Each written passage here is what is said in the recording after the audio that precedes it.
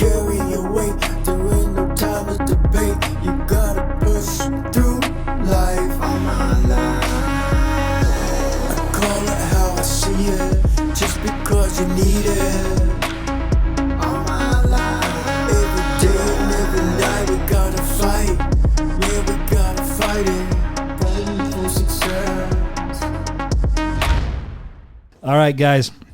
Got a special guest in the studio tonight, and you again, last podcast, I think it was the last one. You guys, there was some rain. You might hear some rain on this one too, but tonight I got a really special guest. I call him the Giant when I see him because he's a giant, and also this man's story is just incredible. I mean, we're gonna get into a bunch of it, but he's kind of in some ways, well, I wouldn't say shocked the world because I can promise you the man's talented, but he's did some stuff here in the recent past that has been amazing. We're going to talk about some of that, but I'm sitting here with my friend and the Giant, Hayden Zillmer. What up, brother? What's up? Welcome to the podcast, man. Yeah, thanks for having me. It's amazing. Yeah. I'm glad you're in here. I messaged you actually on Instagram after we'll talk about the big match, however, after you won those matches over there. I made a little collage. It was you as like a 100 and some pound little bitty guy, and then you now, and I put a little thing on there, and you reposted it, and I was like, that's sick. But the crazy thing about it is, dude, is like, we're gonna get to the change in you, but like, you haven't always been this big. You started off a smaller guy, and I want to slowly get to that. First thing I want to ask you though is, where did you grow up? What's life like as a little Zillmer? So I grew up in a small town, Minnesota, Crosby, Minnesota. Okay. Great town, northern Minnesota, about 2 hours, 15 minutes north of Minneapolis. Yeah.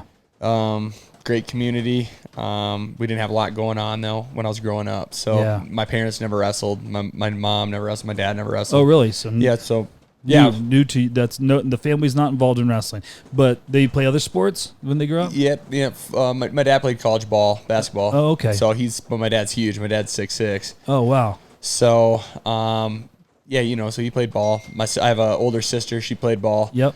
She was good. She's a beast out there too, and she's aggressive. So it was just me and her, and in a small town, but I kind of come from an interesting background. My mom and dad are morticians. Oh, wow. Yeah, so did you grow up in like a funeral home? Yep. Whoa, we got to know about that a little bit. Yeah. Was it creepy? Was it normal? What? Tell me that. Tell me a little bit about that.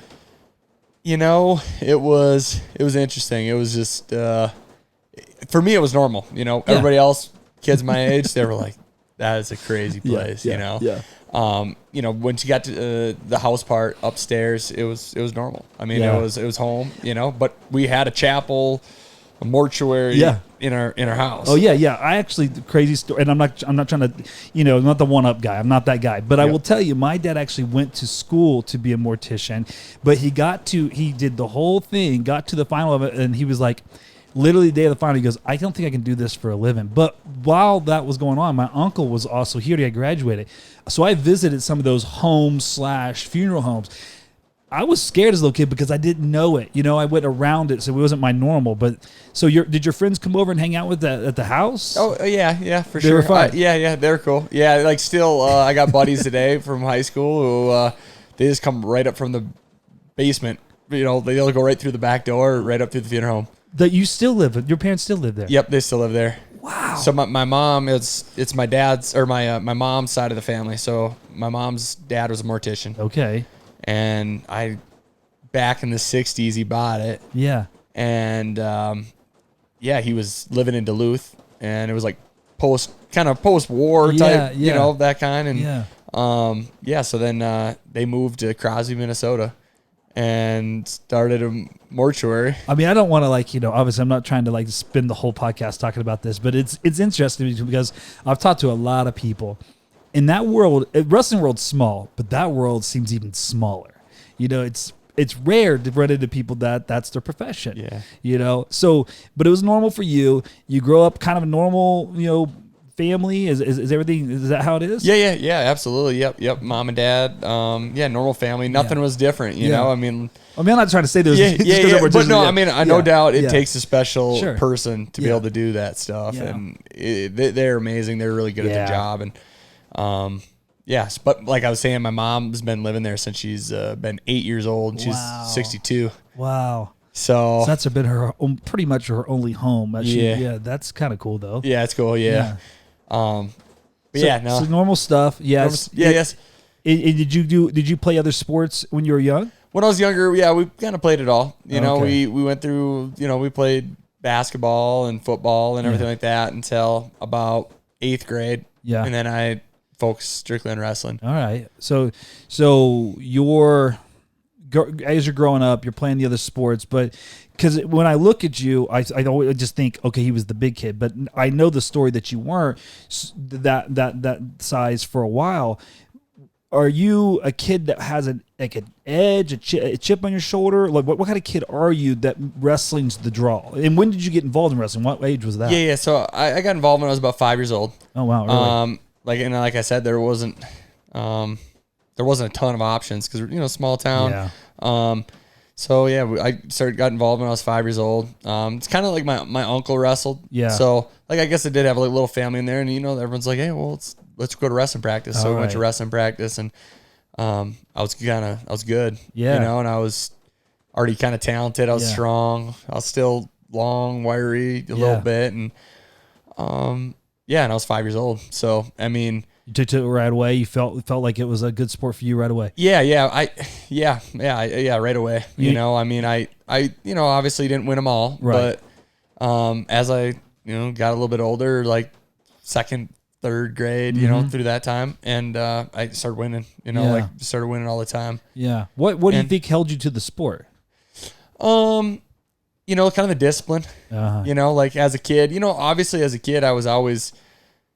Wrestling was hard. Yeah. And I mean, we're still experiencing that today. For sure. But, I think, the success of it and the people I was around, and people seen that and they wanted to, support that, even friends that, were successful, they maybe had a different opinion. Right. Yep. And, this is kind of where kids at a young age, especially maybe right now even, need to kind of make that step and say, hey, you got to be a leader from the start, and take the initiative and, choose the right things. Sure. But yeah, so like, from the start, I was always kind of a kid that, kind of chose the right path and, like kind of brought me to where I'm at today.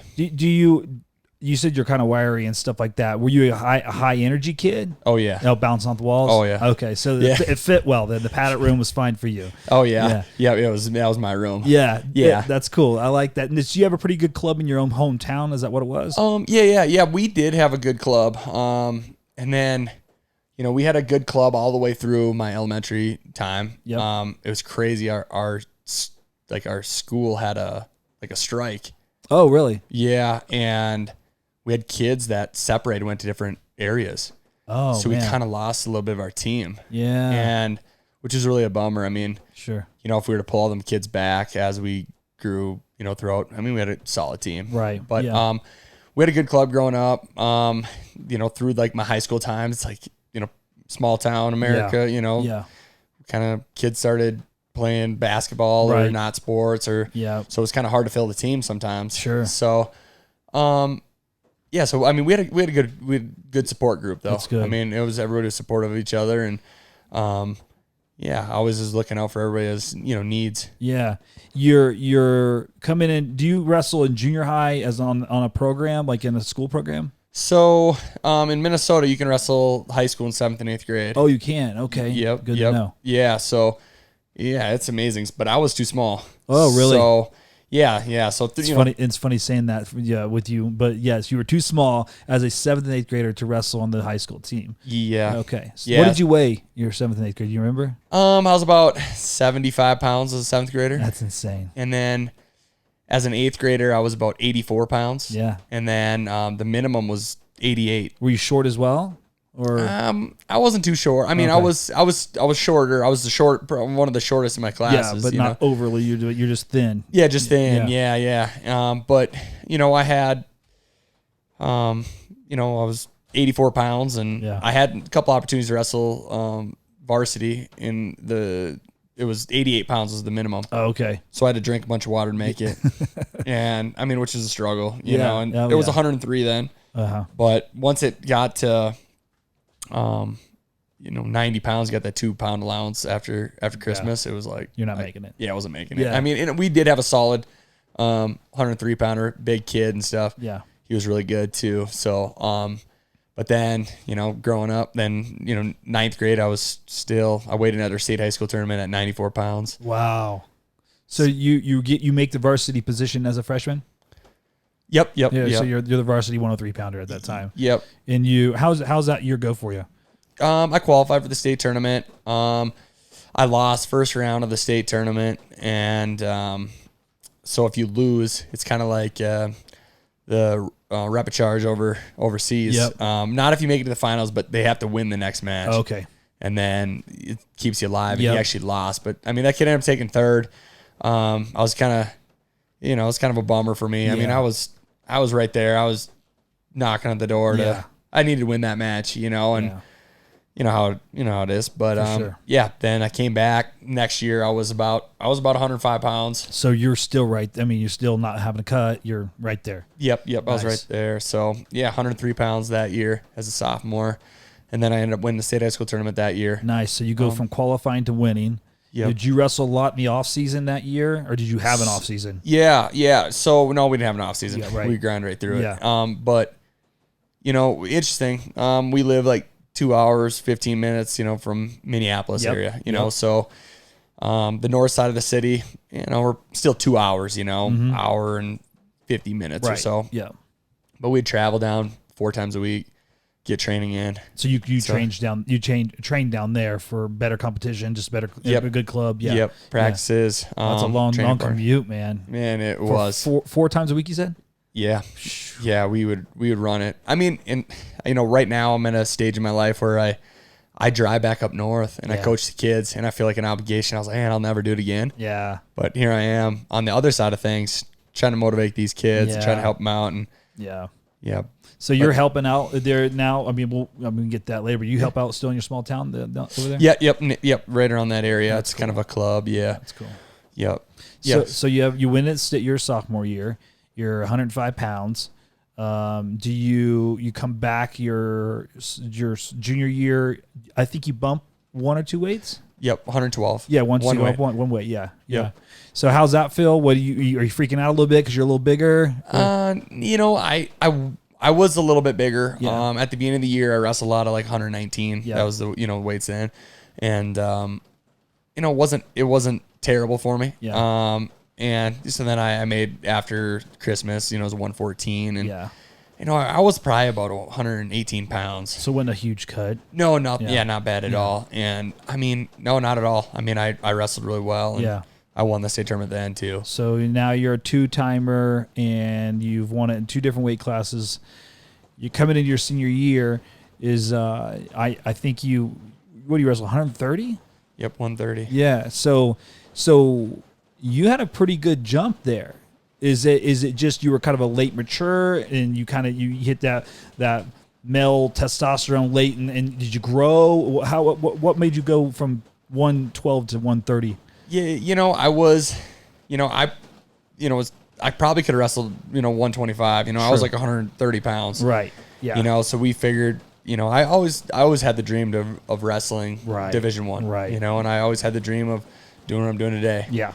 Yeah. And so I figured, hey, I'm not gonna cut any weight, and I really never cut any weight before either, maybe after Christmas or whatever, dropped that quick pounds, but just like, what, I'm gonna go to 130. A lot of the year I just wrestled 135. If whatever I weighed in at, at that time my team was kind of missing a couple weights. So you had the option. Yeah. If whatever I really weighed, I could wrestle it. And if I was. There was the toughest kid that we were dueling was at 140. You bump up, get up there, so just kind of week to week on whatever I'd weigh. But, so I hop up to 130 pounds, and, I did think that was a big jump. Yeah. I mean, yeah, I could see that being quite a bit of a jump from a 12-pounder to a 30-pounder. People feel different, and they move different. Those 30-pounders are fast. They're strong. A lot of times down at those lower weights, you either got the kid that's the freshman or whatever, or the kid that's sucking down so much he has no energy. 30 is that sweet spot kind of. Yeah, exactly. Yeah. Yep. Yeah. So, it was good. Like I was always kind of, pretty strong. Yeah. But yeah, so I, go into the season and then I, win my third state title there. So you're a 3-timer, 3 different weight classes. You kind of went through this whole program. How, being that you're practicing so much, being that you're involved in, down in Minneapolis and in your own school, do you have a lot of time for social time? Are you hanging out with friends still? Are you a normal teenage kid? I did, but it was with kind of a select group. Oh, okay. I wasn't, I had my friends, and it's crazy today. They're still my best friends. Yeah. Like cool. they follow me. We talk every Wednesday night. That's awesome. And just we're still tight. There's just a couple of us. Yeah. And I did have time for that. That's good. But it was like a select time though. Sure. Like I knew on. Whatever my training schedule was, I knew on Monday nights and Wednesday nights for sure and Thursday nights. Yeah. It was the off season. We're training. Yeah. And I made it a priority, and it was the great thing is they're great friends and they knew that. They understood. Like, yeah, he's training. Yeah. He's gotta go train. You know, and it's amazing. It's still like that today. That's cool. Maybe like we left on the 4th of July to come out here. Yeah. For the first camp. Yep. And it was like, man, all my friends are. You can't leave another day. Yeah, my family's there. We were really tight knit. Yeah, for sure. And I'm like, oh man, we got to leave. Yeah. I got to leave. It's the 4th of July. I'm leaving. Yeah. I'm in the parade. Oh man. Yeah, I'm like, oh man. And all these guys are going down to like the city park. Oh yeah. And it's kind of cool. I'm wearing my shirt. Yeah, we all had my shirt. That's awesome. And we were selling them, and they were all selling them and stuff. And it's like, dang it. Yeah. But it's a sacrifice. That's And great friends. They're like, hey, you got to do what you got to do. You got to go win. Cool. That's real friends. That's real friends. Real friends, yeah. And you're lucky to have some, because there is a lot of those friends that would try to make you make the compromise and keep you from being the best you possibly can. But a real friend's going to say, dude, don't do what I'm doing. You go do what you got to do to make your dreams come true. Absolutely. So you got those people in your corner. Yeah, exactly. And it started at a young age. I mean, but there was obviously those people that were trying to like, hey, pull you aside, from what your goals are. Right. And like I said, at a young age, I was always like, had to take responsibility. Yeah. Did you have these dreams and these goals as a little kid? I did. Yeah. I did. I was always believing that I could do that. That's awesome. And it's a common thread, which is interesting. We've got a lot of people on this couch already. A lot of people, I'd say the bulk of them, the majority of them have said, I knew when I was little. And then what they say after is the same thing you're saying. I knew I was little, and then I committed to it. Like my lifestyle followed the thought. It wasn't like, yeah, one day I'm gonna be on the world's team, and then you're out eating cheeseburgers and hanging with friends every night. It's they committed everything to that. It sounds very like that's what you did, right? Did anybody make you go to practice, or you're saying I got practice this time? That's an interesting thing too. Like growing up with my parents, they weren't wrestling. They didn't wrestle, so they didn't have. I didn't go home and my dad was drilling me with technique or like, hey, you're not working hard. Yeah. I was always put in a spot where they knew I was good enough. Yeah. They seen where my talent was. Yeah. They seen where I was winning, where maybe I was losing. And sometimes, like a lot of times, maybe if I was losing a match, maybe it's on the mental side of things. Right. And they could help with that. Yep. But I was coming over to practice, and I was, just off on my own. Right. I mean, we grew up with horses, so. Oh, you had horses? Yeah. Okay. Yeah. So I mean, it was like we'd be done with practice, and a lot of times we'd go ride horse. Wow. It was like something different. Yeah. We weren't even. I think that's probably good though, right? Like if your dad was. I'm a dad that wrestled and coached my son. And I will admit, that there's times that it was a really hard thing for me to balance the two. Like my son, I knew his potential. I would know where he was slacking because I lived with him, funny stuff. I'd find Pop-Tarts hidden in his, room, because, we were on a diet. But I think maybe it was a little too much, right? He never had that time away from it because I'm coming home with him. Yeah. Sounds to me like you got to come home and you got to be a kid and you got to have fun and do other things. Yeah. Yeah. Absolutely. And, a lot of times, they were there to, remind me like, hey, we got practice tonight. When I was a little kid, I mean, but, as I got older, it was my decision, and they wanted, obviously sometimes I needed guidance, be like, hey, we could go do this, thing, or, go to wrestling practice or go train or go to this tournament. I mean, a lot of times I picked the tournament. But another big thing is my mom and dad are morticians, and just those two are the morticians. So my mom's a mortician and my dad, and they own the business. So it's a 24/7, 7 days a week. They're grinding. That's true. So I'm watching my parents always working, always getting, but like you can't control that business. True. And so, I'm that way now too. Yeah. If I'm not like doing something 24/7, maybe not 24/7, but fill my days completely. Yeah. I'm struggling, But I think that's a good trait to have too. And a lot of people have said, and I want to get your opinion on this too, and I can go ahead and ask the question. You can start thinking about it as I'm talking, but I want to know in your early age, in your early years, what wrestling taught you that helped you kind of mature into the person you are today. Like some of those things, and one of the things that people kind of keep coming back to in this podcast is a lot of them say time management. Because they had to do those things. They had to schedule practice. They had to schedule time with friends. They had to schedule time doing these other things. And for a kid, a lot of times, most kids don't understand time. Don't even know what time management is, right? Yeah. So a lot of wrestlers have said when I was young, time management was a thing, for them. What are some of the things for you? Yeah, no, absolutely. Time management is a big one, but I'm always late to everything. Not wrestling practice. So Rex practice lift, you're there. I'm there. Okay. I'm never late. Right. I mean, I'm there. Yeah. But if it's some kind of event or something like that, I'm late because I was just out training. Oh, okay. Just people know because we have this thing. I hate being late. But my family, they're not in here, so I can blame it on them. But they're notoriously, like, my wife's like, we're fine. We're going to be there, like, like maybe 10, 15 minutes late. I'm like, that's late. I can't do that.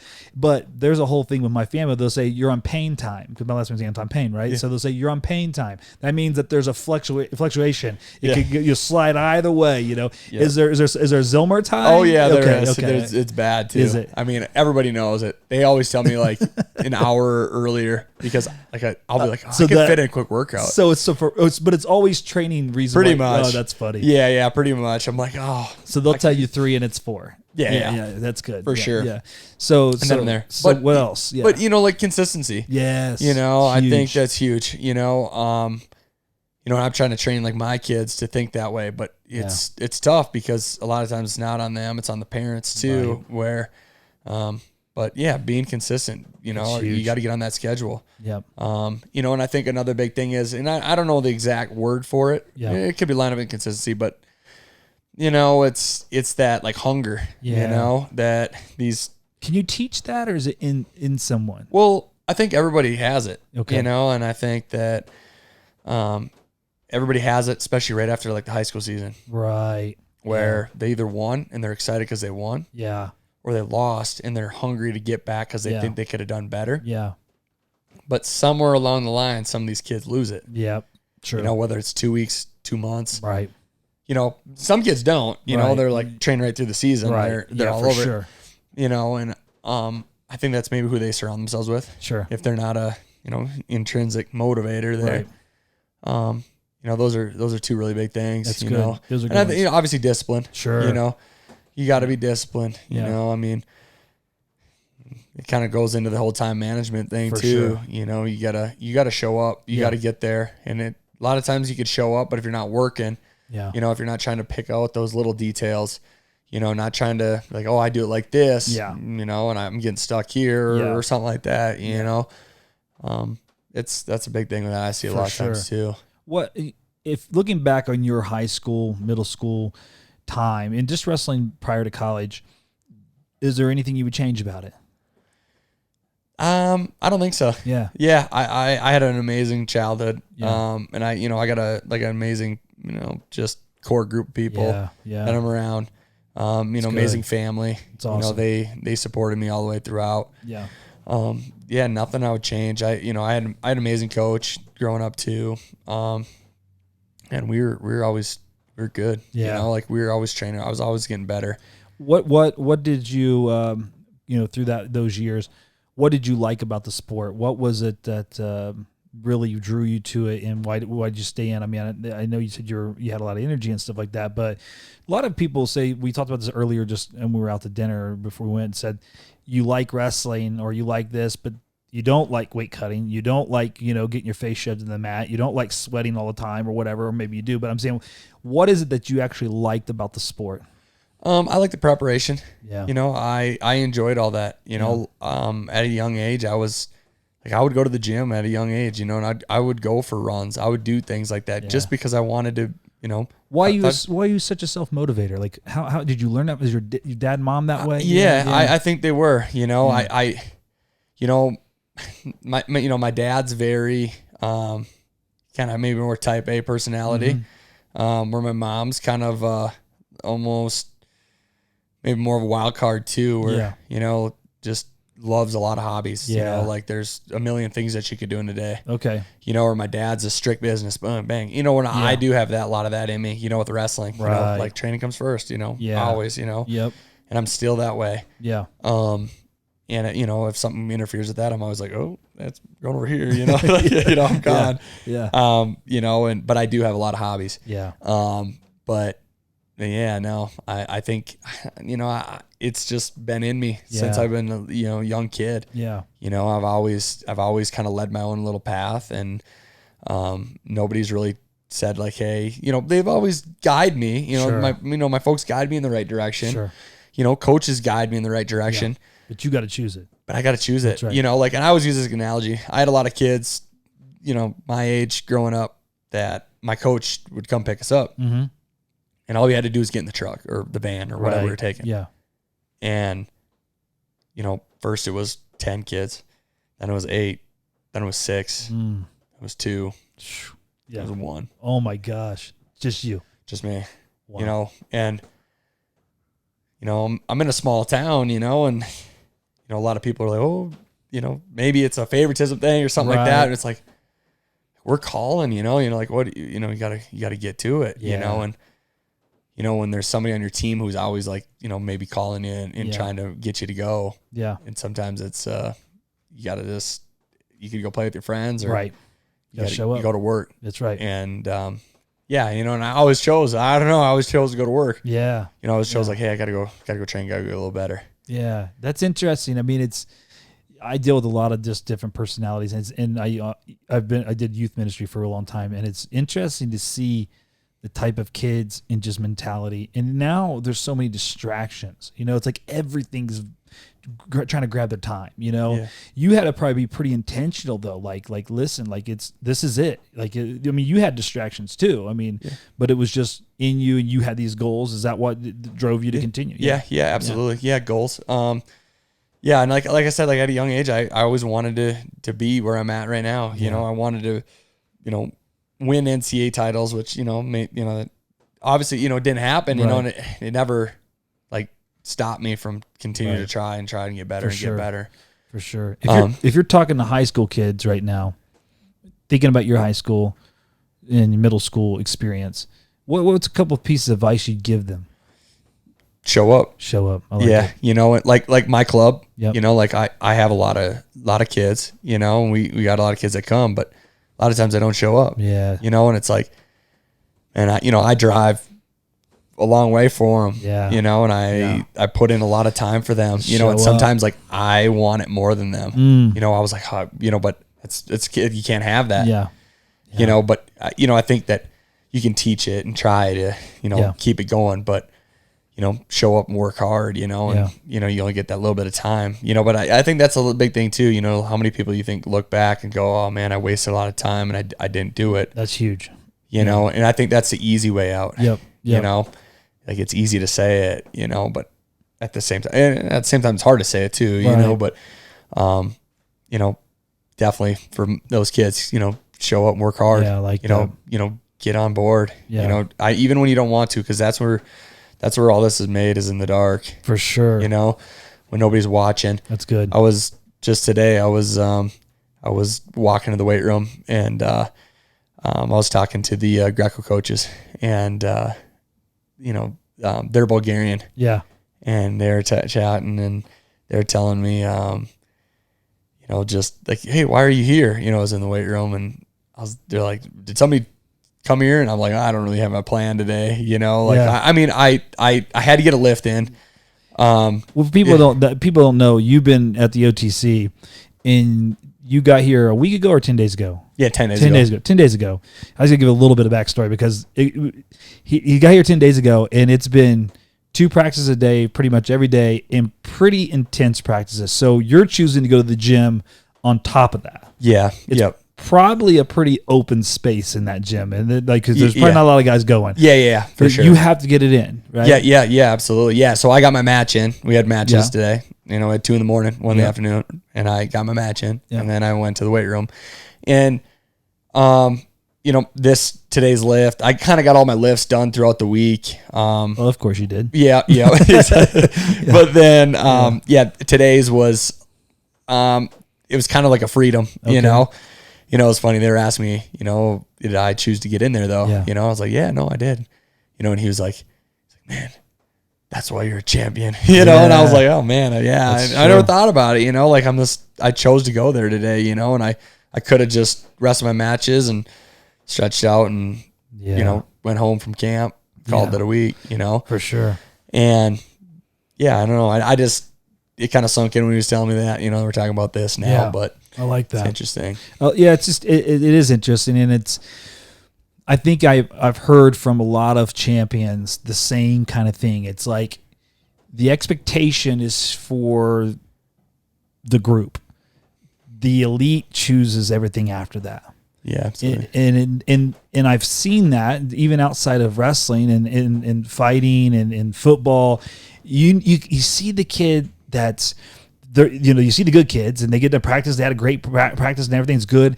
And then you see the one kid that stays after, and he's doing extra routes, or he's doing free throws, or he's over in the weight room, and you're like, that's the kid that if it's going to happen for anybody, it's going to happen for that person. Yeah. I don't believe that success is an accident. Yeah. I think it's intentional. Yeah, absolutely. Yeah.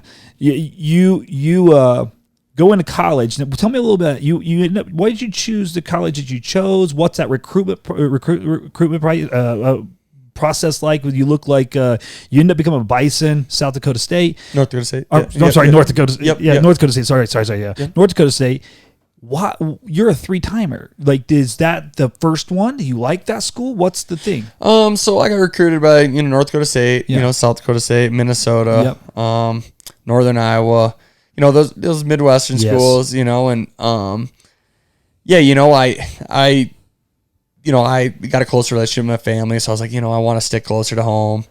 When I started thinking about it, I went to Minnesota, and it was kind of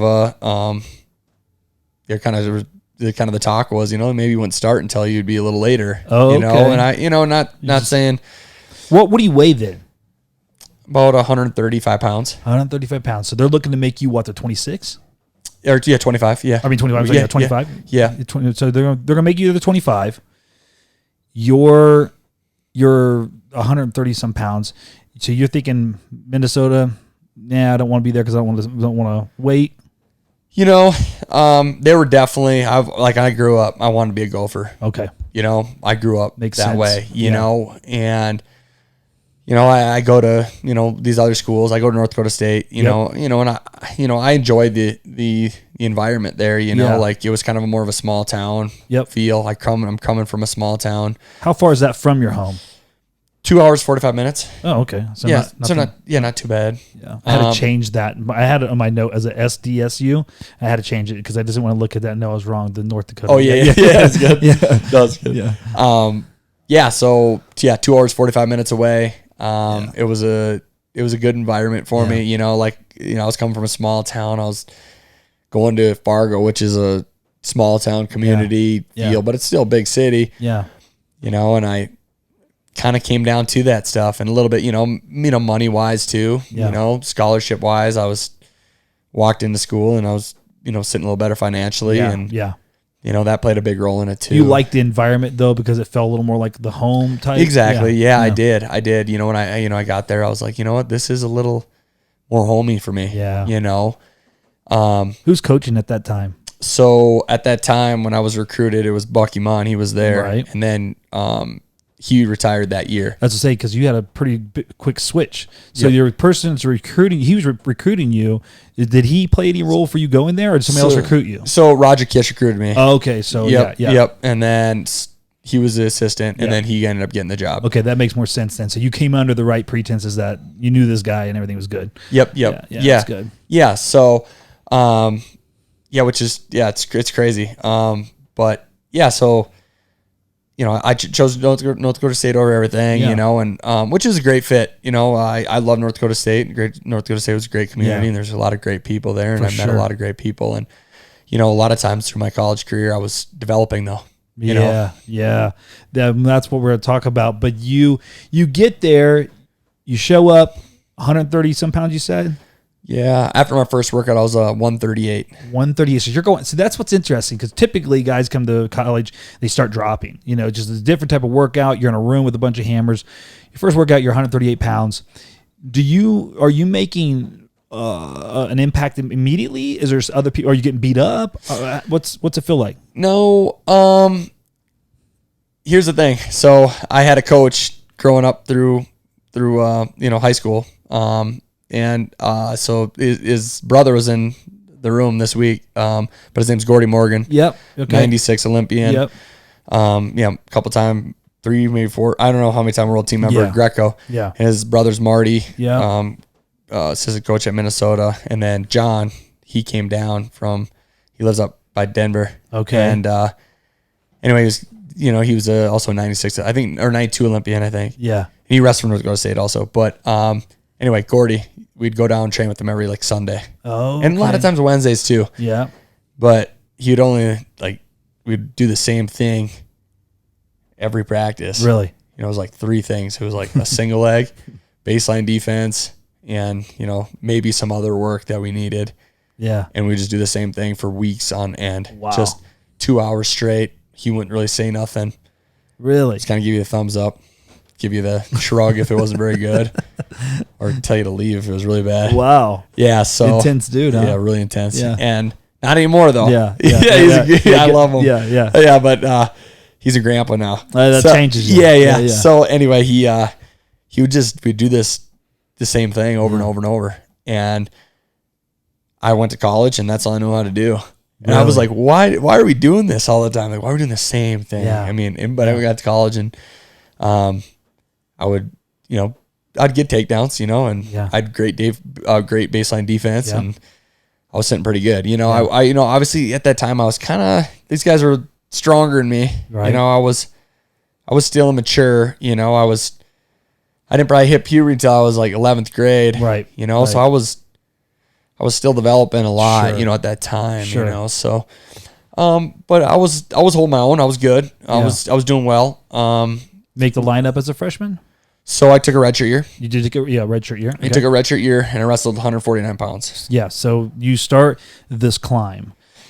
Was there anything that contributed other than just the weight room? I mean, was it just, because you've been working out, you lifted and stuff like that. Yeah. So what, I mean, just late, you matured late and it hit you late. Is that what it is? Yeah. I just, all of a sudden I started growing. Because you're an anomaly. Because again, most guys either stick at a weight or they go down or they're fluctuating between 1 or 2. But it's not, your stair steps just wild to me. Yeah. So I went from that 138, and we kind of bypassed 141. We're like, hey, we'll just grow into 149 pounds. What's your height coming into college? I would say about 5'8". Okay, so you're 5'8" and coming into college. Yeah. And then maybe 5'9". Yeah. But you're so you're 5'8", 5'9", 130 pounds. You bypass 141, go to 149, and are you growing at the same time? Yeah. So I was first couple tournaments, I was probably 149, but I was growing. So I put on about 9-10 pounds. Wow. From the time then when season started, so I was about 149 pounds, wasn't cutting any weight or nothing like that. Yeah. But, throughout that season, I got to about, 160, 162 in a season. Yeah. And I was, then I was cutting weight, and I wrestled, the last chance qualifier for the Olympic trials, Greco. I had a hard time making weight. That's a big cut. Yeah, it was a big cut. Were you pretty lean too? Yeah, I was lean. Oh yeah, I was lean. Yeah. So I ended up having to have an ACL surgery that year. So how much do you think that? And I like to say this because we got like kids that listen. You're injury free prior to this. Yep, injury free. You start cutting weight and you get hurt. So I actually got hurt back in November. So you got hurt in November. So I wasn't cutting any weight. Okay. Sometimes they contribute. Those absolutely. Yeah. But that it's a big thing because I got hurt and I had to have surgery. And, but I made big, huge jumps. I didn't really know that my knee was hurt. I knew something was wrong with it. It's wild that you jumped 20 pounds and you got a torn knee. It's crazy. Yeah. My squats went up like 150 pounds with a torn knee. You may not be human. Yeah. I didn't believe the guy when he told me it was tore. I was like, no way. I'm doing sprints, everything. And wow. I just, every once in a while I would pop and it would sting for a minute or, 30 seconds. Is your pain tolerance through the roof? It might be. I don't know. Yeah, it has to be. It's crazy. So you grow and you have surgery after your freshman or your freshman year. Yep. So April of my freshman year. So it would have been 2012. Yep. Had the surgery. And I was bummed out, and that's like a big thing too. Kids have surgery and, maybe it's a young kid, maybe I have a kid who I never seen him he had a surgery and I didn't see him for 6 months. Right. Yeah. It's like, I can't be there, but I know, but come watch practice, come sit in. Yeah. So, I was grinding, I had that surgery and there was all that time where I was, you're still lifting and stuff? Oh yeah. Like an animal. Of course, man. Yeah, I was in there. They couldn't get me out of there. Yeah, hilarious. And I was the trainer's best friend too. Oh, nice. Yeah, with all the rehab stuff. I was like trying to set records every day. And of course. Personal records. And I was good. It was fun. We did. And when I got back, I did feel like I grew. I think I got better as a wrestler. That's good. That's good. It's a testament to what you said. Just because you're hurt, don't mean you can't show up. Yeah. Still show up. Yeah. Would you putting on size in this time too? So that was the thing. I was, like I said, I was like 160, 162 pounds. Yeah. And I was like, got all the way back down to like 152. So you drop. You drop because you can't. So I had like a little atrophy, in my leg. Yeah. And I think, I lost, that little bit of that weight. But like I said, I was still training and lifting. Like at that time, upper body wise, like I was, the strongest I've ever was. Yeah. You just look like most guys go to the gym that don't train legs. Yeah. Right. Yeah, exactly. I was that guy. Yeah. I was but yeah, so I, made that, I have that surgery, went through that. And then as soon as I start lifting again and I kind of started wrestling again on it, I was 165, almost 170 pounds. Okay. So, you're coming back in freshman, getting ready to wrestle your first year, you're able to wrestle, or you're wrestling your first year. What are you looking at that weight class wise? So I was like, there's no way I can make 149 pounds, and I didn't. I wrestled 157. Was that a cut? Pretty good cut? It was a cut. Yeah. It was crazy. Like every week I would be like a pound heavier. So every time I had to make weight, it was just nuts. That's I wouldn't change anything really. Even I just would be, I'd be bigger. Is your coaches like saying like, what are they saying? Is he like stop lifting or like? They were kind of thinking that it was me. Like just being weak. And I'm just. It's hard to explain, right? You're like, no, I promise you, it's not. Yeah. Yeah, I'm like, I don't even know what's going on. I'm gaining weight at night. That's insane. Are you getting taller as well? Yeah, I'm getting taller. Yeah, so. I don't know exactly where I was at in that time, but I was pushing 6 foot by that time. Wow. So I was growing. I grew a lot, and Yeah, so I was about 165 pounds, but by Christmas I was about 170, 175. Wow. Yeah, and we're coming back in for like, Midlands. Yeah. And I was wrestling 157 pounds, and I had to try cutting all that weight, but thing was, I was trying to be really intentional. I was trying to, know what I was putting in my body. I was working out like crazy, trying to keep my weight down. Yeah. And it was brutal. Not happening. It was almost like every time, like I said, every time I'd cut weight, I would like go and work out to try losing weight. Yeah. And I'd gain weight. Every time I'd be like a pound heavier or something. That's wild. Your body's just telling you that you're not meant to be down there. Yeah, exactly. Yeah. So halfway through the year, I decided to go up. So you had that option of going up? Yeah. So yeah, it was kind of a goofy deal, but so our 165 pounder was Stephen Monk. Mm-hmm. He was an All-American. So he was. They weren't going to let me wrestle him off. They weren't going to let me do that. But so I moved up to 174 pounds. So you skip 65, go 74. Yeah. Yeah. And like I said, I was already. So you're already filled in. I'm already there. I'm already there. I mean, but it was just interesting. The night that I told him I wasn't making weight, the 74 pounder kind of messed up his knee a little bit, like meniscus. Oh shoot! So they needed a guy. Yeah. So I was the guy, and I do really well, and I went out the rest of the matches for the season. It was a conference stuff, but then when kind of the time for conference came around, I didn't get a spot. Oh wow! Because the guy came back. Yeah. So you're not even wrestle off. Oh shoot, that's tough. It was tough. Yeah. But the loyalty, Yeah. I was like, I think with a lot of the college stuff going on today, people would be gone. For sure. But you were loyal to the team. You did what you had to do. Did what I had to do. Yeah. Did my job. Yeah. Came back in the next year and I was going to wrestle 174 pounds. Yeah. Which should have went up. Yeah. I should have. So you were probably, how would you come in at? I probably came in at about 184. Okay.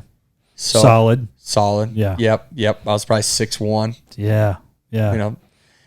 And by the end of the season, it was brutal. Oh, I can imagine. Yeah, it was brutal. So, by the end of the season, if I didn't watch it, I'd be 195. Wow. Dang. Yeah. And I mean, like I said, I was always, this is only where I'm going to get with my weight. I'm not getting any higher. Well, you're a disciplined person. You've been sitting here talking now for a while, and everything I've heard from you is that you're a little kid choosing to go to practice. You're watching what you put in your mouth. You're watching your time management. You're doing all this stuff. You're showing up. I can't imagine that you're just eating Twinkies and milkshakes and not training. You're doing all the right stuff still.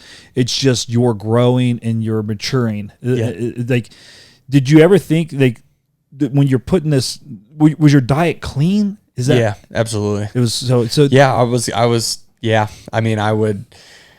It was unexplainable. Yeah. It was like I always explain it like the Santa Claus movie. Yeah. You see it when he hops on the scale and he's turning to be Santa Claus. It's just like something's wrong with the scale. Yeah. That was me. That was you. I was like, oh my God. Yeah. I was. Your coaches obviously see the physical change in you.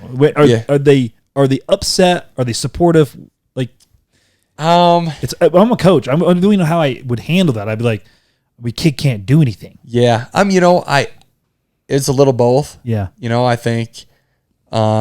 A little supportive, but at the same time, they want you to be in a weight class. Yeah, that they think's the best for you. Yeah, they wanted me, and I think as coaches always think for whatever reason we're like, we want you in a weight class. We think you're going to be better there. Yeah, and better for the team there. Yeah, but ultimately you were better higher. Yeah, absolutely. Yeah. So sophomore year, how's it go? I make the NCAA tournament. I lose at the NCAA tournament. Yep. But you made the tournament. I made the tournament. Yeah. Yeah, I lost out. Yep. So, yeah, whatever. Get prepared next season. Yep. I'm going to go 184 pounds. Okay. Which probably is too light. Which, I was I was in a spot where it was manageable. Okay. So I was big. Yeah. I was probably 190, like 196 pounds. Yeah. And I was good. Like I could manage that weight perfect. Yeah. Making weight was easy. It wasn't by the end of the season, it was tough. Yeah. But, I was getting pushed over 200, you know, Wow. and I was like, but it was manageable. Yeah. All-American. Yep. It was good season.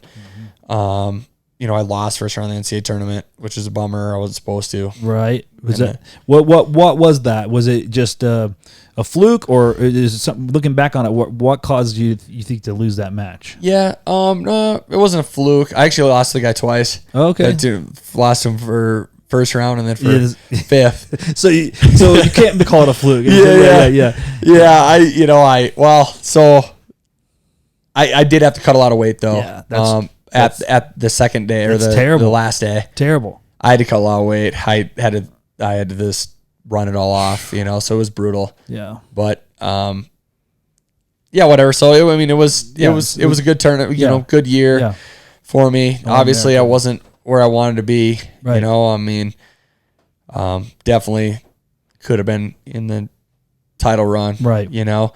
Going into that, were you ranked? I was the 6th seed. You were the 6th seed. Okay. Yep. Okay. So yeah, I was good though. I was sitting good. Yeah, for sure. I was in a good spot. Yeah.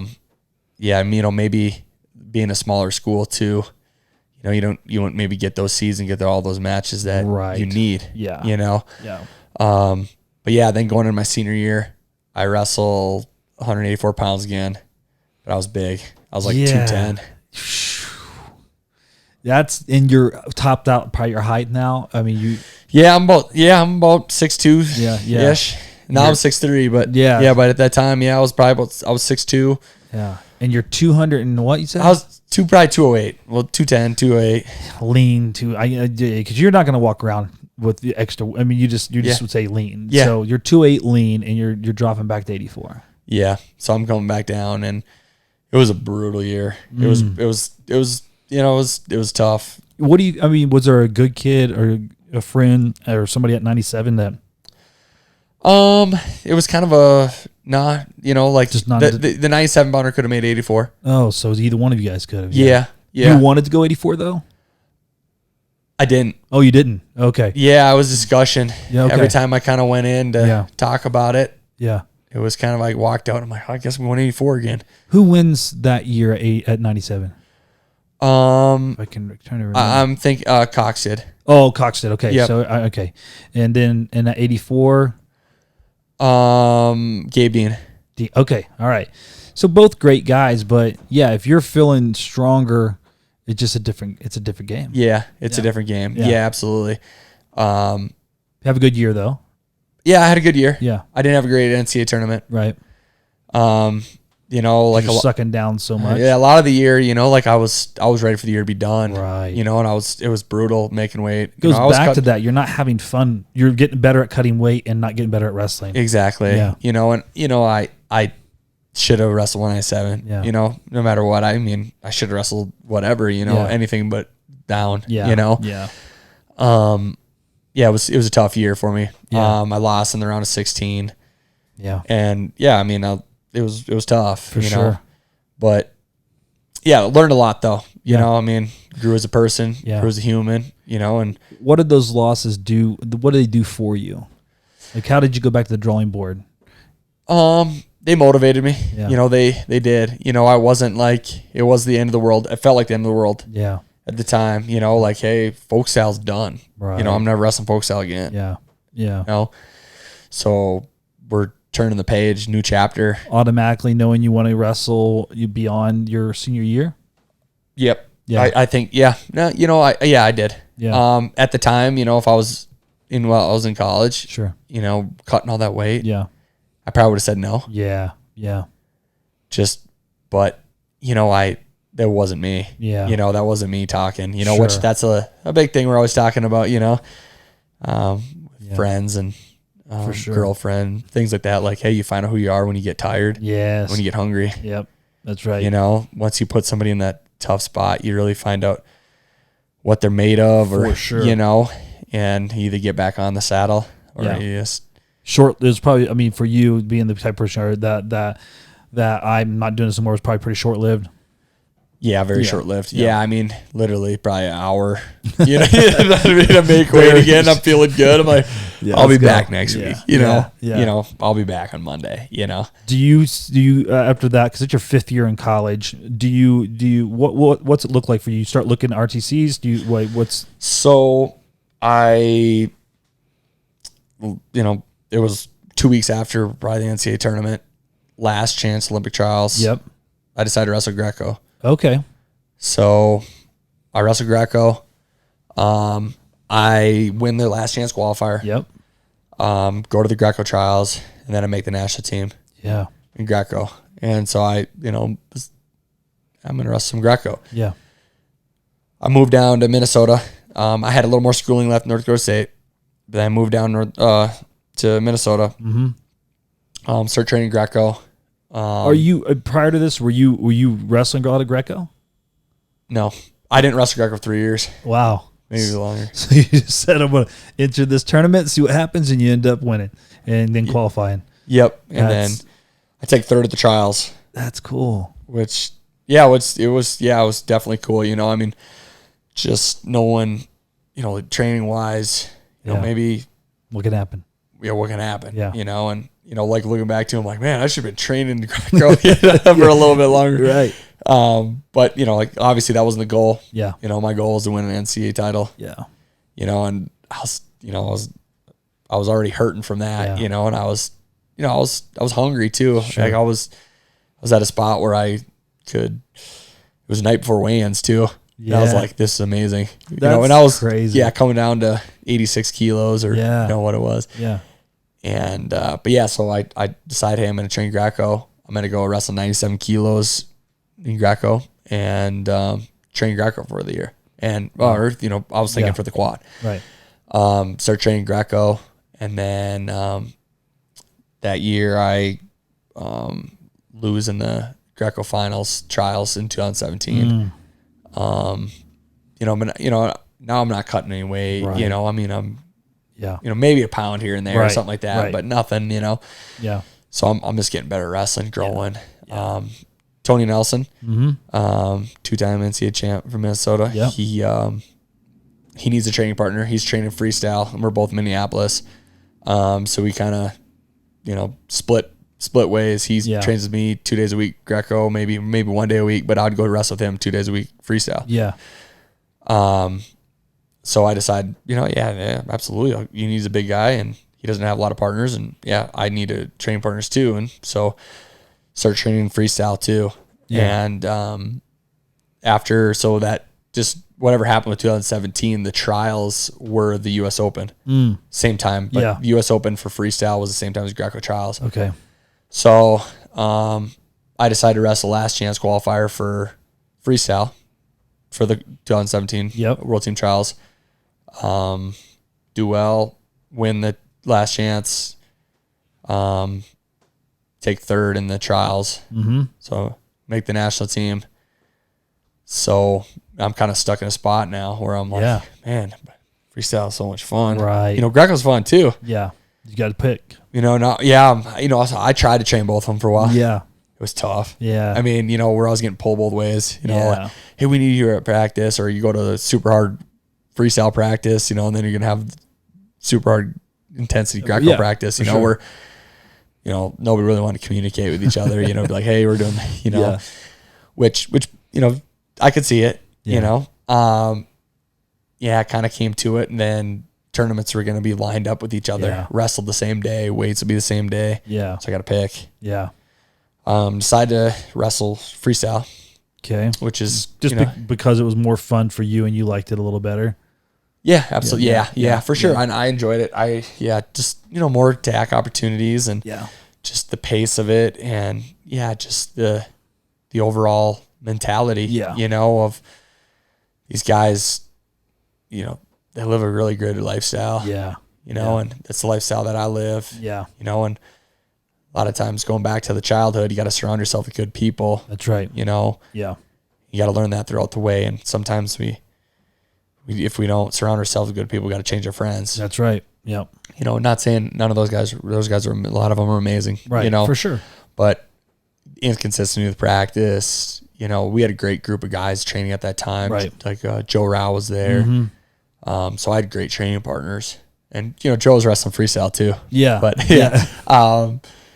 But, he was moving on. He was going to move, I was losing kind of that kind of spot. I could just kind of feel that, and I'm like,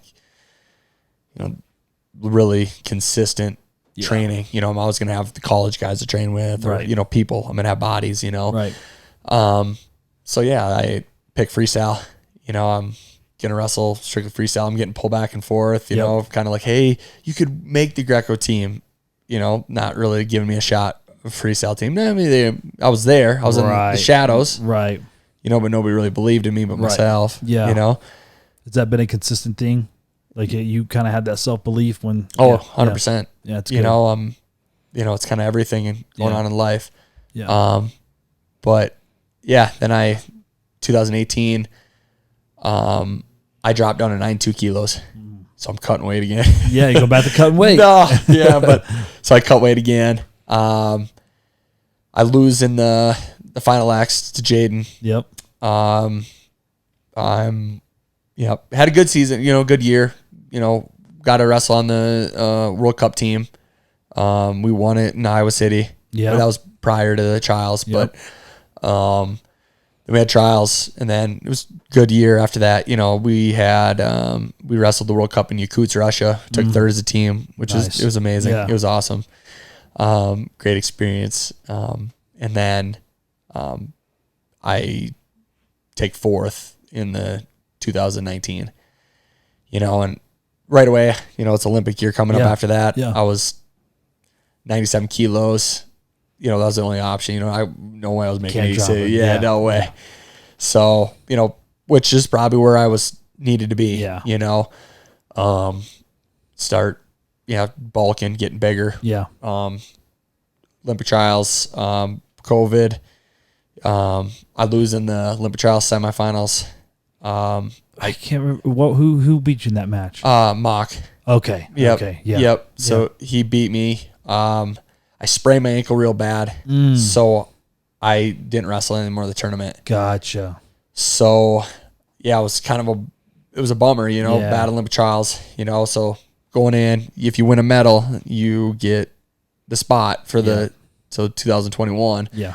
I decide so Snyder wins a medal. Yeah. He gets the spot, and then it's 92 or heavyweight because Gable wasn't coming back to wrestle the world championships. Right. So either I was wrestling 92 or heavyweight, and I was like, man, I already put all this time in to get a lot bigger for 97. Yeah. Like I gotta go heavyweight. Yeah. There's not really a spot for me. Because you don't want to drop to 92. Snyder's already got 97 locked down. Yep. And then so that's kind of where you're at. That's why you pick to go to the heavyweight then. Yeah. So I always wondered like what it was that kind of pushed you that direction, because I always thought maybe you would end up at 97 and kind of battle with Snyder. Yeah. Yep. And you know what? I did. But like I said, I got pushed like either. Yeah. I was gonna make it down to 92. Yeah. It was tough. Too much. It was just too much. I'm 6'3". I was. And you perform better heavy. You've showed yourself that every single year so far. So absolutely. Yeah. So I hop into heavyweight. And I obviously was a little jump. But I was always wrestling heavyweights and stuff like that too. My frame's already big. The Greco. Underhook guys pushing you. Yeah. You know what I mean? Like it's natural for you. It's natural for me. Yeah. This is I'm good there. I'm good at the hand fight upper underhooks. Which is where they all end up anyways for the most part. Yeah, exactly. Yeah. They get in there. Like they get the underhook, they get pushing. That's where they want to be, So I'm like, you know what, it's gonna be great. This will be good. End up making national team heavyweight. Then this year comes around, and it was good. I got a chance. I got bigger. Yeah. At that time I wasn't, I was probably sitting around 220 ish. So that's a light. Yeah, light, Yeah. So, then now, like I'm getting up, pushing almost 230. Yeah. Do you feel like you're, cause what's Grid's, what's he weighing? I would say he's like 260. Yeah, I would say 250 probably 20, 30 pounds. Do you feel like, we'll get to that match, but when you're wrestling these big boys, do you feel undersized? Do you feel, because you are tall, so do you feel like it's pretty, feel right? Yeah, I feel good. Yeah. You know, you're obviously very strong. I mean, that's for sure. Yeah. You know, obviously it's like some positions, you know, like, you know, like I think, you know, maybe I feel like I'll match, but I'm never really am. You know, I'm always surprised myself. You don't seem like you're outmatched. I wonder, just like if you're giving up 30, if you get in and they start to squash or something like that, if that weight feels different to you, but you're so athletic and you wrestle so different. I think it's what proposes such an issue for these heavyweights, because I mean, literally have wrestled every weight class. Yeah. You know, I mean, you skipped one here or there, but it seems like but you're still in a lot of ways wrestling like a smaller guy with extreme strength and size. Yeah. I think that proposes for me, that's kind of like your superpower, you know? Yeah. Is that how it seems out there? Like you're moving differently than they are. Yeah, absolutely. Yeah. No, for sure. Absolutely. Moving differently. Yeah. But then at the same time, I can match an underhook. Yeah, that's it. You know? Yeah, you're not going to get outmatched. Because, I mean, like, you know, maybe you could move them, but, you know, you're going to get in them positions where you're going to get uncomfortable, you know, but I'm comfortable. Yes. You know, I'm good there, you know, and I've always been told that, you know, like I can hand fight, you know, underhook, pommel, you know, everything like that. And sometimes I get so comfortable, I'm like, oh, I don't even need to attack, you know, right. Or something like that. But then absolutely all that plays in. Yeah. Athleticism, speed. Yeah. And you get into this match with Grizz, and I guess from the out, I don't know. It's hard to say this, but in a sense, like from some perspective, they thought that he was going to win that match in a lot of ways because he's the guy, right? He's been there. Yep. You go into that match. What are you thinking? I'm winning. Absolutely. Yeah, I like it. You know, so we wrestled a match. Have you wrestled him before? In Turkey. In Turkey, okay, yeah. So we wrestled in Turkey. I lost 3-0. That's right. Yep. You know, I you know, for me, I was like, I lost a match in Turkey, and I was like, I never warmed up before the match. I never had anybody to drill with or to warm up with, so I felt like I was like, just going out there cold. Yeah, I was like, oh man, this is tough. You know, I was like, before the matches, you know, I was even like, I got to warm up this time. We're good to go. You know, obviously, this other first match didn't go very well. Yeah. Which is good. You know, like that's why we get a second chance in this, and that's the great thing about it. Yeah. We make some adjustments, you know, and I'm stubborn enough to keep doing the same thing, go back underneath them, you know, and I, you know, finally figure it out a little bit. Yeah, it seemed like in that match he was expending a lot of energy trying to lift you, you know, and you kept your hips real nice and flat, and you started to move differently, but you could, I mean, I love him. He's an awesome guy, but you could see the momentum changing. And you were starting to see like you were weathering the storm really well, where he was starting to fade. Yeah. Could you feel that in the match? Yeah. You know, it's like a confidence thing, you know, where, you know, I was, you know, maybe not as confident, you know, with some of my attacks was getting scored on, you know, and then now I'm down 3-0 in the second match, and, you know, finally get a breakthrough, you know, and it's crazy though, because like it literally like just switched. Yeah. You know, and you could feel that. You could feel that momentum swing. You know, and I think, you know, a lot of times all of a sudden turned into like belief in myself. Yeah. You know, and where I wanted to be, and, you know, and who I am, you know, not, you know, maybe not the person going out there and wrestling a big match that I know there's a lot on the line for everything. And obviously I'm the underdog, so people were expecting me probably to lose, you know. Let her fly.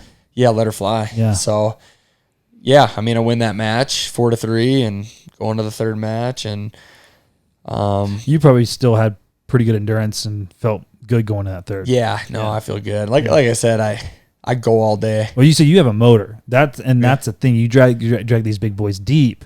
You start to see something different in them. You know, they're really good right at first. Yeah. Is that kind of part of your tactic?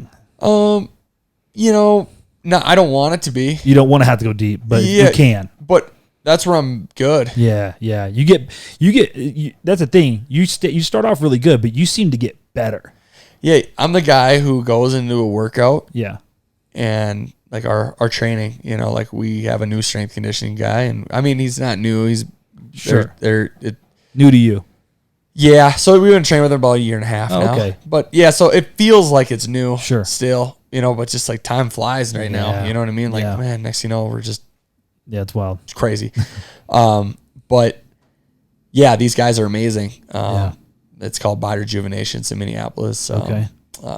His name's Josh McLean, and then as our other trainers, Lucas Murray. Mm-hmm. These guys, they push us every day, you know, or 2 days a week. Yeah. But like I'm the type of guy, like we're done. Like we're done. We're dead tired. Like this guy's been beating us up. Yeah.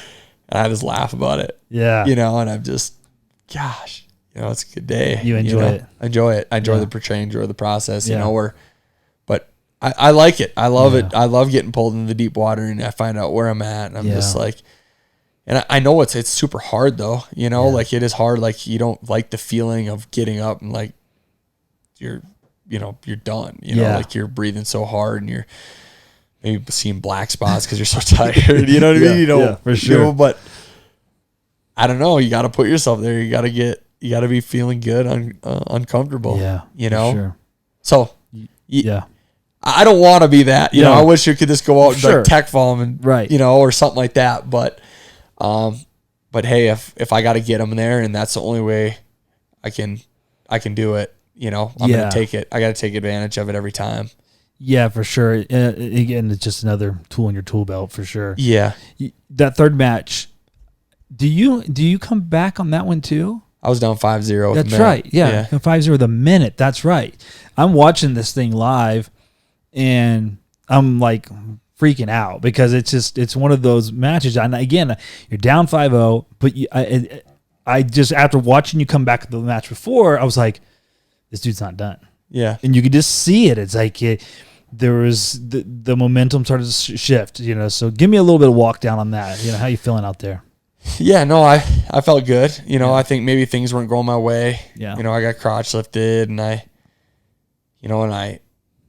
it's, you know, sometimes, you know, if to be good at something, you know, you need to be able to make adjustments on the fly. Sure. You know, you know, you can't get hit with the same thing 3 times in a row. You know what I mean? Not make an adjustment. Yeah. But which is great. I had 3 matches to figure it out, you know, but I kept hitting the same thing. Yeah. And next thing you know, I hit the same thing and was it just there? Is it something that it's kind of like in wrestling, it's more, you know, it's almost instinctual. Yeah. So you see this opportunity for this look and you just take it because it's instinctual. It's not, Right. Yeah, exactly. Yeah. Yep. You know, maybe lead in a certain way or whatever. Yeah. But yeah, you know, next thing you know, I, you know, start a flurry scramble and I blast through a double leg and I run through and I score. It was nasty, by the way. I loved it. It was sick. So, you know, run through it, score 5-2. Yeah.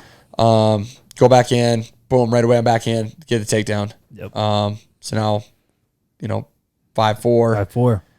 Short time left. Short time. How many? It was just maybe 20 seconds. Yeah, it was short.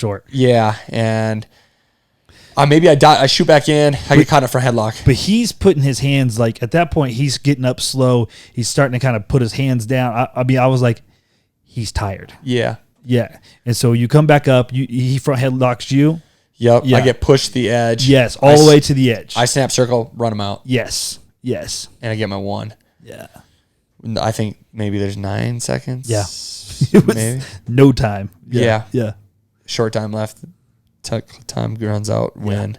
Which was awesome. I mean, like, what are you thinking in that time? I mean, like, you look like a man that said almost without saying a word, like, I told you so. Yeah. This looked like it was like my time. I knew this was going to happen. Yeah, absolutely. Yeah, you know, a lot of times it's timing, you know, and it's belief in yourself. And,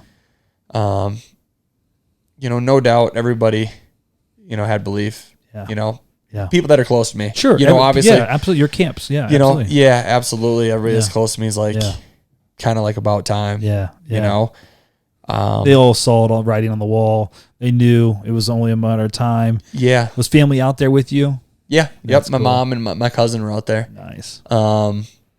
yeah, a couple other friends were. That's cool. It was, it was amazing. Yeah. Yeah. And, like I said, like those people that are close to me, they knew, Yeah. They knew I was knocking on the door, and they knew I had it in me. Yeah. They almost like didn't expect anything less. Sure. But yeah. What took you, what's some of the principles or just maybe mindset things that took you from the college wrestler that you were to now being, the world team member, the representative at or heavyweight? What changed? Is there any much change there? Yeah, I think, belief, Yeah. at that time, I was developing in college. Yeah. What gives you that belief? Just time on the mat? Yeah, I think time on the mat. Yeah. Yeah, surround yourself with good people. Yeah. And I had great people in college, Yeah. A lot of time, then comes down to timing. Sure. I made some changes, like the strength conditioning stuff too, changes, which it kind of, that builds you, that, for sure. Creates a little bit of confidence in you. Yeah. Knowing, the stuff that we go through with it. I mean, there's only a couple of us that actually really go, everybody else that walks in the door, they quit. Yeah. Which is, it's amazing, that somebody puts us through that, I think like a lot of it is maturity, and consistent, I've always felt like I could do it, or else I wouldn't have kept trying, right. Right. I'm 30 years old, Yeah. and cracked my first team. I never made a kids team or anything younger level, nothing like that. Yeah. Make my first team when I'm 30. Belief has made you stay in and the love of the sport. Yeah. And, I love the training, Yeah. I just love the process of it. Yeah. Sometimes I love it more than even, wrestling itself. Yeah. Like you just get into it, For sure. this is amazing, It's good. and I think a lot of times that keeps me going. That's a good point. It's just like, even again, like we talk about this whole thing, it's like wrestling and life, they are the same, and you said something there that I think we need to mention is that you got to love the process more than the destination. Yeah. I think that is important, not only in wrestling, but just life. Like fall in love with the process, Yep. And that's a great point that you made there for sure. So now you're training for the world. You got that coming up. Are you looking forward to any particular matchups or Yeah, no, I'm excited. I'm ready to go. Yeah, whatever it comes. None of the seeds or nothing like that are out. Yeah. But whatever comes, I'm in. I'm excited. Yeah. I've only wrestled a few heavyweight international matches. Yeah. So a lot of these guys will be new to you then. Huh? Yeah, a lot of them be new. Yeah. Yeah. Yeah. I've only wrestled three different international heavyweight matches. Yeah. And it'll be good. I'm excited. You've probably been around. Have you been around a lot of the world team members? Have you mingled with a lot of these guys prior to this? Yeah. So out here in these camps and stuff that we're at here, I've been coming out for these for 7 years. Yeah. Do you have something? Because it seems to me, and the reason why I ask you that is I assumed you had, but it seems like this team's got something special. Yeah. You guys are all kind of clicking. Everything feels right. Yeah. Does it feel that way internally? Absolutely. Yeah. We're having, meals and stuff together, and it's good. We're all talking, we're all close, and kind of, everybody's got their own dynamic a little bit, and it's just everybody's feeling right. Yeah. I'm excited. Yeah, it's gonna be good for sure. So with wrestling and things of that nature, you have had a lot of success in your life. Do you feel like, because I feel like you have to, one of my things is I feel like you have to go through adversity in order to grow. Do you feel like wrestling has provided that adversity for you to have growth in your life and mature as a human? Or has that wrestling helped you maybe get through other adversities that you've come across? Because to me, I know for sure it's helped me in my own life. I was kind of wondering where you're at with that. 100%. Yeah. I mean, look at how many times I've been knocked down, and I get back up, try again. Yeah. There's been a lot of times where I've been knocked down, try again, maybe I lose again, and I go back and I win. Yeah. And I knock down and I win, where I think a lot of us give up too early. Yeah. Like I said, I mean, there's a lot of guys that are stopped wrestling already, Yeah. I mean, who knows, it's a lot of times in time's right, and you got other things going on or whatever. But, for me personally, just, if I wouldn't have gave myself a chance, maybe it'd be like 2020, I'm like, yep, I'm done, or something like that. I've never been sitting where I'm at, now. And I think a lot of us, we're told that we can't accomplish something. Yeah. And for sure. When we just haven't tried hard enough. Yeah.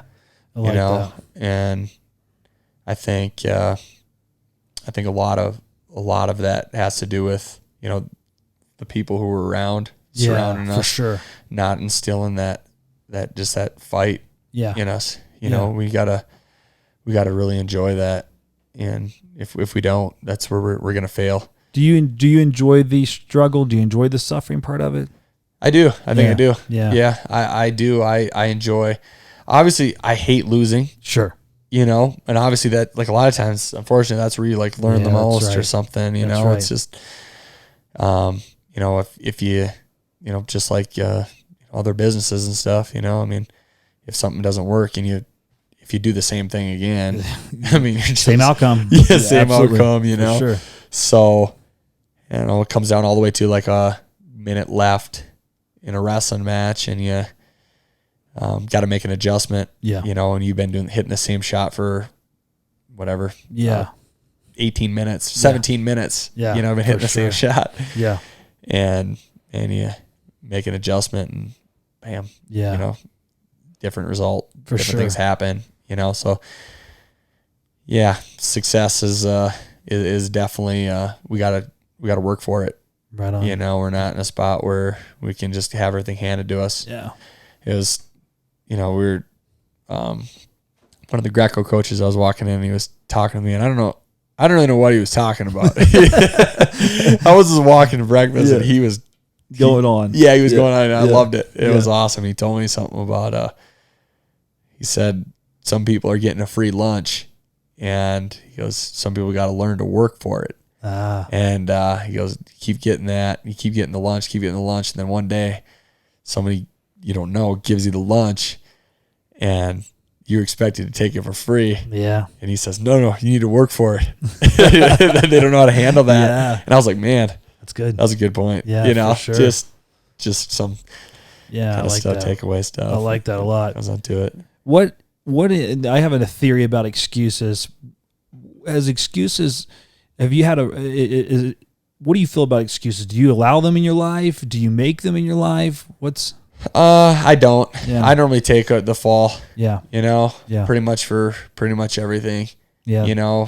If whether it's wrestling or if relationship or whatever it is, I typically take the fall because I know how it all, ends, where, there's two different sides of the story a lot of times. Yep. And, wrestling wise, a lot of times you didn't put in the work. Right. You made the mistake out there on the mat. Yep. And that's the great thing about wrestling. It's on you. Yeah. And you're the offense and defensive coordinator, head coach. You're all of it. You're everything out there, which is amazing for these kids to learn too. Being a role model for these kids and show them that, everybody's human too. For sure. And we gotta train. It's repetition. Yep. Hard work. No excuses. Yeah.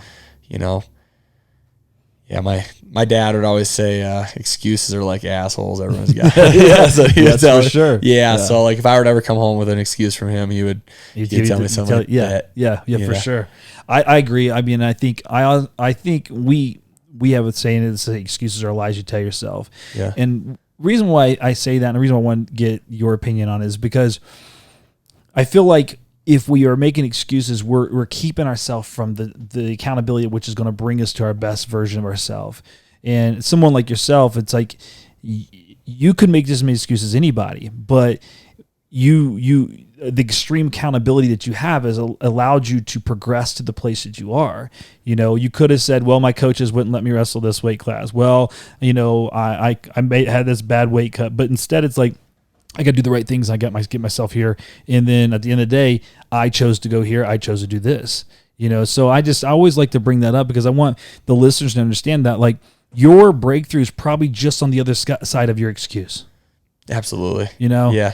And so I wanted to get your opinion on that. And I give a couple just other kind of questions like that, but like, why are you doing what you're doing? What's pulling you forward? What is this all for? It's like a self-glory, and I don't know if, winning a medal might be ever good enough. Yeah. Winning a gold medal might never be ever good enough for me. Yeah. A lot of times wrestling isn't the money sport. Right. We do it because we want to, Right. you don't know what the end result is. I've been training for so long, and my goal is to win a world gold medal this year, and I want to win an Olympic gold medal too. Sure.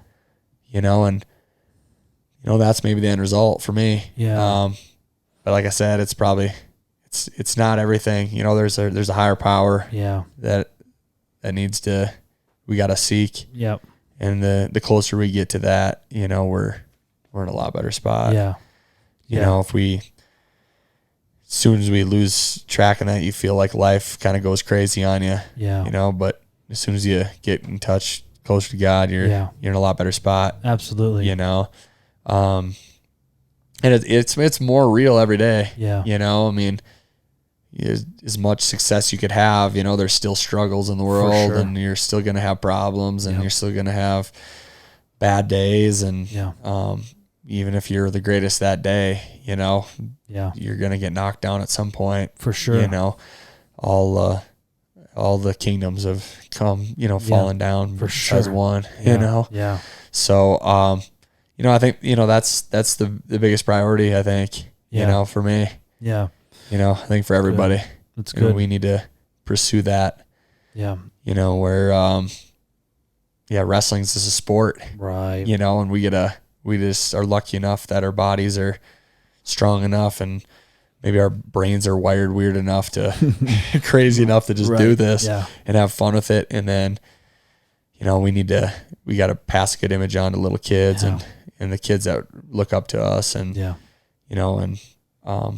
they're always watching. Sure. And, we got to lead by example. For sure. It seems to be like you're definitely a guy that enjoys the process, just probably more than even the outcome, which is cool. I know you got goals you're chasing, that's for sure, which I think, obviously you're going to reach those things, but you just really seem like a guy that loves the grind. You love the grit, you love the process. And so I like that, because sometimes we can become too, accolade focused, and it takes the fun away from the actual sport, So I mean, to correct me if I'm wrong, but that seems like the kind of person you are. Absolutely. Yeah, for sure. Yeah. 100%.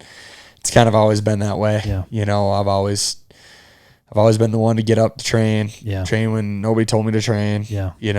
And I know good things are going to follow from it. I mean, taking those days off, and some people my body's sore, but they didn't go hop in the sauna and got a good stretch in or something like that to help them get better. It's like, I laid in, slept in bed all day or something like that, For sure. That's all part of it when it comes down, especially when you get older. Yeah. Yep. Yeah, you're not telling me anything. I already know. Yeah. So another little question here. What is what's living mean to you? Like truly living? Oh man, that's a tough one. I think, happiness, which is kind of more of a feeling, but, joy, the people that surround you, it's hard to do that, a lot of things if you don't have the right people around you. Right. I think a lot of that, having them people around you, being being joyful, that's good. That hopefully leads to happiness, but I feel like that happiness is that one little feeling, absolutely, for a second maybe. And, but we got to be, thankful for where we're at, and, the people that are around us. And, that's good. That's a great definition of living. It's because I heard recently in something I was listening to, and it's very true, but it said something to the effect that all the valuable things in life are the things that you can't purchase. Everything that you can purchase, regardless of the amount that it costs, have no value. Well, yeah, 100%. And I'm like, bro, that's true. That's right on the head of the nail. Yeah, for sure. Yeah. Yeah. And obviously I got to ask you a couple wrestling question things here real quick. If I had to ask you who would be on your Mount Rushmore of wrestling, like who are the top wrestlers to you? Whew. I know you're around a lot of great ones. Just I don't care if it's 1 or 4 or whatever you want to say. Yeah. Well, obviously Dan Gable may be on there. Yeah. I think, my, teammates that are the veterans on my team would be on there, like JB, like Snyder be on there, like, Taylor be on there, Dake be on there, those guys would be definitely on there, like Cale Sanderson, he'd be on there. Yeah. It's hard not to put him on there. Yeah. You got it, right? I mean, it's amazing. Yeah. That's a good list. It's a great list. Yeah. We're blessed to have so many greats. Yeah. And just currently, I don't think we've ever been this strong. Yeah. Just bottom to top. Yep. Incredible. So, if I'm writing this book called Fighting for Success, and I have the book of Hayden in there, give me a couple points of what it takes to be successful. Determination. Yeah. Not stopping. Told me showing up earlier, which I like. Showing up is definitely big. Yeah, showing up. Yeah. Determination. Doing things when people aren't watching. Yeah. Yeah. Doing the right thing. Yeah. Being truthful to yourself, to others. Yeah. Because we need that. Both ends of the spectrum. Yeah, absolutely. We need to surround ourselves with good people. That's good. Yeah. It's hard to do it alone. Yeah. You really can't, especially if we're talking wrestling. Yeah. We need great coaches. We need great training partners. For sure. We need those people that are going to show up. Yep. We need the people that are going to be training right alongside you to get you better. Absolutely. I think wisdom comes in there. Yeah. You need that in that coach. For sure. For sure. And as you develop that through 30 years of wrestling, maybe you develop a little bit too. Yeah. So time, you need time to learn and develop and, develop belief in yourself. Sometimes people get it earlier and there's no shortcuts. Yeah. A lot of times the shortcuts is a lie. Yeah. I think other thing is give credit when credit's due. That's good. I like that. Those are all good things for sure. I just always like to get people's things because there is so many ways to quote unquote success, from the outside looking in, but when you get down to it, there's very few like really good rules. And those are the rules, you just listed there. I like that a lot. I have a question about if it could be a wrestler, a fighter, a wrestling coach. It could be someone that used wrestling and then went into business world and did well. This is my call out section. If you're calling somebody out to be on this podcast that could bring value to people that would listen, who you calling out to be on that couch? Oh man, that's good. Well, right now, I'm just super intrigued by my coach right now. So my coach is Troy Steiner. Yeah. Yeah. This guy's an animal. This guy is unbelievable. Yeah. I can't get over, he came to camp and he's coaching me, but he's also hammering out my workouts with me. Really? Yeah. My list. It's crazy. It's amazing.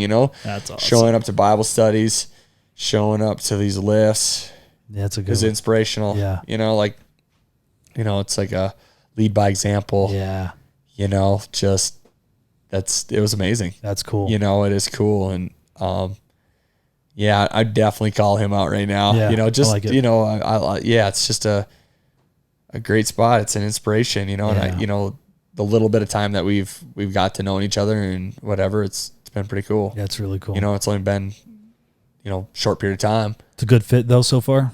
Yeah, absolutely. Yeah. That's good. But it's just amazing. Yeah. It's just it's crazy. Yeah. I don't know. I think he's 50 or maybe a little older. Yeah. I'm not sure. but he's after it. He's after it. You know, it's like it's awesome. Yeah. You know, like there's no excuses. You know, you're there before everybody else is. You got to put in the work. You got to put in the time. You know, like and, you know, if we're talking wrestling and we want to be good at wrestling, it's like. This guy knows. He's there before I'm there, and he's got a workout in before we're ready to train you now. You know, it's like that's impressive. That was really impressive. Yeah. I like that one. I'll have to try to. We'll use this call out and try to get him on there for sure. Yeah. I like to kind of like close the podcast out by just speaking a word of encouragement over my guests, because we live in a world where, you know, there's a lot of negative things. We all deal with things in our own life, but I feel like one of my gifts is just, you know, kind of like speaking encouragement over people. And typically when I'm doing this, I'm a man of faith as well. And I feel like, you know, God gives me a word, you know, for people. So, Hayden, you're just a guy that you're kind of in I know you've kind of come up through this thing and you've kind of seemed like the underdog, but I would call you a crowd favorite, man. You're someone that people care about. You're a genuine dude, and you're someone that wears their heart on their sleeve, not their emotions on their sleeve. A lot of people say we wear your emotion. No, you wear your heart, and people see that and they connect to that. And one of the verses that God's put in my heart about whenever you were talking this whole, you know, through this whole podcast, was that the salt of the earth type guy. Like, and the word says that salt is useless when it loses its flavor and gets thrown to the earth. You are truly a flavorful guy, the guy that when people are around, you got such a sweetness and a goodness about you, but you're also this tough, incredible guy. But you draw people in with your caring and giving heart, and that's a ministry, man. And you're going to be able to affect people because of that, and you'll be able to speak into people's lives and kids' lives because you, for whatever reason, you feel like you genuinely care, and that is a rare gift in the world we live in today. So I thank you for that, man. Yeah. Thank you for being real. Thank you for caring, and also just thank you for being the beast that you are. You were created to be this, and to be anything less than that would be not honoring God. You are truly living the worship life by being the man that you are, and I appreciate that, dude. And I thank you for being a part of this podcast, and I'm excited to see all the things that you're going to do.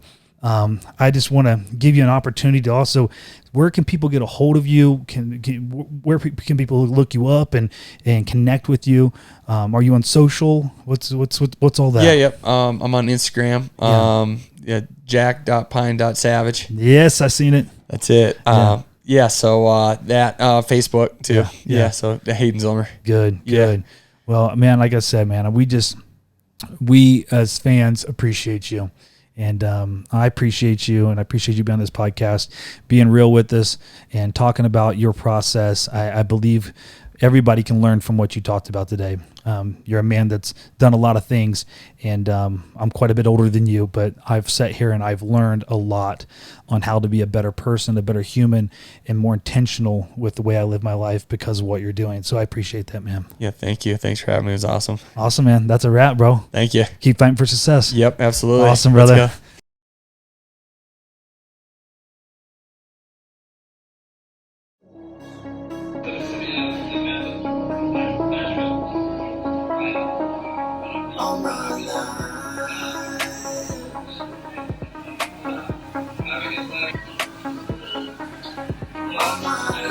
If it looks too hard, you try it. If your body says no, you defy it.